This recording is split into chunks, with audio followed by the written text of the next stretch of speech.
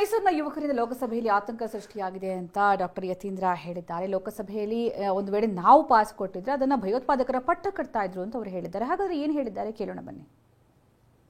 ಒಂದು ಗಂಭೀರವಾದಂಥ ಭದ್ರತಾ ಲೋಪ.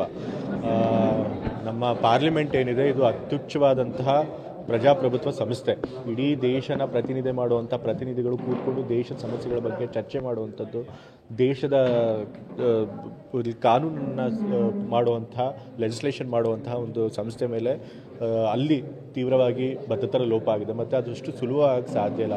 ಬಹಳಷ್ಟು ಲೆವೆಲ್ ಆಫ್ ಸೆಕ್ಯೂರಿಟಿ ಇರುತ್ತೆ. ಅದನ್ನು ದಾಟಿ ಅವರು ಒಳಗೆ ಹೋಗಿ ತಮಗೆ ಬೇಕಾದಂಥ ವಸ್ತುಗಳನ್ನು ಒಳಗೆ ತೆಗೆದುಕೊಂಡು ಹೋಗಿದ್ದಾರೆ ಅಂತಂತಂದರೆ it's a serious breach of security. ಇದಕ್ಕೆ ಲೋಪ ಆಗೋದಕ್ಕೆ ಕಾರಣ ಆಗಿರುವಂಥ ಭದ್ರತಾ ಸಿಬ್ಬಂದಿ ಮೇಲೂ ಕ್ರಮ ತೆಗೆದುಬೇಕು. ಆದರೆ ಅದಕ್ಕಿಂತ ಹೆಚ್ಚಾಗಿ ಈ ಯಾರು 4 ಜನ ಒಳಗೆ ನುಗ್ಗಿ ದಾಂಧಲೆ ನಡೆಸಿದ್ದಾರೆ ಅದರೊಳಗೆ 2 ಮೈಸೂರು ನಿವಾಸಿಗಳು ಮತ್ತು ಅವರು ಮೈಸೂರಿನ ಸಂಸದರಾದ ಪ್ರತಾಪ್ ಸಿಂಹ ಅವರ ಕಚೇರಿಯಿಂದ ಪಾಸ್ನ ತೆಗೆದುಕೊಂಡಿದ್ದಾರೆ ಅಂತ ಹೇಳ್ತಿದ್ದಾರೆ. ಇದು ಕೂಡ ಬಹಳ ಸೀರಿಯಸ್ ಇಶ್ಯೂ. ಯಾಕೆ ಅಂತಂತಂದರೆ ಯಾರಿಗೋ ಒಬ್ಬರಿಗೆ ಇಷ್ಟ ಬಂದವ್ರಿಗೆ ಆ ರೀತಿ ಪಾಸ್ ಕೊಡೋಕ್ಕೆ ಸಾಧ್ಯ ಇಲ್ಲ. ಇವತ್ತು MLAಗಳ ಹತ್ರನೂ ಬರ್ತಾರೆ ವಿಧಾನಸೌಧದಲ್ಲಿ ಪಾಸ್ ಕೊಡಿ ಅಂತೇಳಿ. ಹಾಗೆ ನಾವು ಸಿಕ್ಕಿವ್ರಿಗೆಲ್ಲ ಪಾಸ್ ಕೊಡೋದಿಲ್ಲ.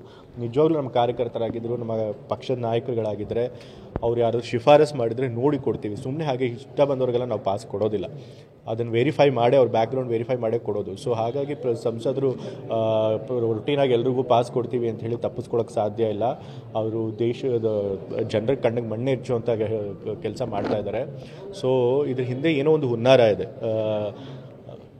ಹಿಂದೆ ಪಾರ್ಲಿಮೆಂಟ್ಗೆ ಏನು ಅಟ್ಯಾಕ್ ಆಗಿತ್ತು ಅದೇ ದಿವಸ ಇವರು ಮಾಡಿದ್ದಾರೆ ಅಂತ ಹೇಳ್ತಾರೆ. ಮತ್ತು ಚುನಾವಣೆಗಳು ಕೂಡ ಹತ್ತಿರ ಬರ್ತಾ ಇದೆ. ಸೊ ಏನೋ ಒಂದು ದುರುದ್ದೇಶ ಇಟ್ಕೊಂಡೆ ಈ ಕೆಲಸನ ಮಾಡಿದ್ದಾರೆ ಅಂತ ನನಗೆ. ಪ್ರತಾಪ್ ಸಿಂಹ ಪಾಸ್ ಬಳಸಿ ಲೋಕಸಭೆಗೆ ನುಗ್ಗಿದ್ದಂತಹ ಪ್ರಕರಣಕ್ಕೆ ಸಂಬಂಧಪಟ್ಟಂತೆ ಒಂದು ಕಡೆ ವಿಪಕ್ಷಗಳು ಪ್ರತಾಪ್ ಸಿಂಹ ವಿರುದ್ಧ ಕ್ರಮ ತೆಗೆದುಕೊಳ್ಳಬೇಕು ಅನ್ನೋ ಆಗ್ರಹವನ್ನ ಮಾಡ್ತಾ ಇದ್ದಾರೆ. ಇನ್ನು ಮತ್ತೊಂದು ಕಡೆ ಸಂಸದ ಪ್ರತಾಪ್ ಸಿಂಹ ಪರ ಬೆಂಬಲಿಗರು ಅಭಿಯಾನವನ್ನ ಮಾಡ್ತಾ ಇದ್ದಾರೆ. ಪ್ರತಾಪ್ ಸಿಂಹಗೆ ಕೆಟ್ಟ ಹೆಸರನ್ನ ತರೋದಕ್ಕೆ ಮಾಡಿದಂತಹ ಕೃತ್ಯ ಇದು. ಅಧ್ಯಯನಕ್ಕಾಗಿ ಸಂಸತ್ಗೆ ಹೋಗೋದಕ್ಕೆ ಅವಕಾಶ ಕೊಟ್ಟಿದ್ದಾರೆ ಪ್ರತಾಪ್ ಸಿಂಹ. ಸಾಮಾಜಿಕ ಕಳಕಳಿ ಉದ್ದೇಶ ಇಟ್ಕೊಂಡು ಪಾಸ್ ಕೊಟ್ಟಿದ್ದಾರೆ. ಆದ್ರೆ ಇದನ್ನೇ ದುರುಪಯೋಗ ಮಾಡಿಕೊಂಡಿದ್ದು ವಿಷಾದನೀಯ. ಇದನ್ನ ರಾಜಕೀಯವಾಗಿ ಬಳಸ್ಕೊಳ್ತಾ ಇರೋದು ತಪ್ಪು. ಪ್ರತಾಪ್ ಸಿಂಹ ಪರ ಸಾಮಾಜಿಕ ಜಾಲತಾಣದಲ್ಲಿ ಕ್ಯಾಂಪೇನ್ ನಡೆಸಲಾಗ್ತಾ ಇದೆ. ಒಂದು ಕಡೆ ವಿಪಕ್ಷಗಳು ಇದೇ ವಿಚಾರವನ್ನ ಇಟ್ಕೊಂಡು ಪ್ರತಾಪ್ ಸಿಂಹ ವಿರುದ್ಧ ಕ್ರಮ ಆಗಬೇಕು, ಅವ್ರನ್ನು ಕೂಡ ತನಿಖೆಗೆ ಒಳಪಡಿಸಬೇಕು ಅನ್ನೋ ಒಂದು ಆಗ್ರಹವನ್ನ ಮಾಡ್ತಾ ಇದ್ದಾರೆ. ಮತ್ತೊಂದು ಕಡೆ ವಿಚಾರಕ್ಕೆ ಸಂಬಂಧಪಟ್ಟಂತೆ ಪ್ರತಾಪ್ ಸಿಂಹ ಪರ ಬೆಂಬಲಿಗರಿಂದ ಅಭಿಯಾನವನ್ನ ನಡೆಸಲಾಗ್ತಾ ಇದೆ.